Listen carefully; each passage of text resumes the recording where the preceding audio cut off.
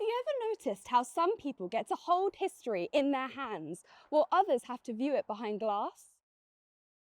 As part of the Council for British Archaeology's digital event, The Past in Our Hands, I want to show you a project I've been working on during my internship, creating a handling collection for Girton College's museum, the Lawrence Room.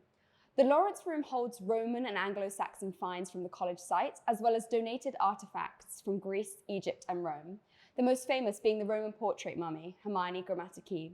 It's especially fitting that the theme of this year's Festival of Archaeology is nature, because many of the objects in our handling collection were found right here beneath our feet in Emily Davies Court.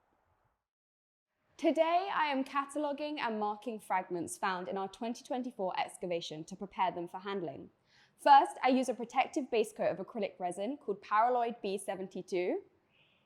Then I carefully mark the object with its accession number, which can be cross-referenced to the catalogue.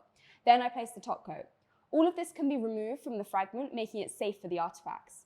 It is an intricate process, and it makes us think about how we experience the past in different ways when we can actually touch it.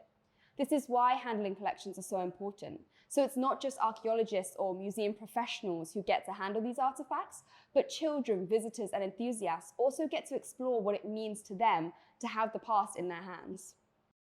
We've had experts over at Potted History create full-size replicas of 2 of our fragile cremation urns. So, after handling the Anglo-Saxon peltery fragments from the college grounds, visitors can hold the complete replicas in their hands. When we actually handle the funerary urn, our attention is drawn to the rough texture of the stamp decoration and hand-shaped raised surfaces. The craftsmanship of the patterns reminds us that a potter was behind the design. These are aspects we might not be able to get just from looking at the object through glass. By handling objects from the Lawrence Room collection, we hope that children and visitors can access the college's history in a different way by holding it in their hands.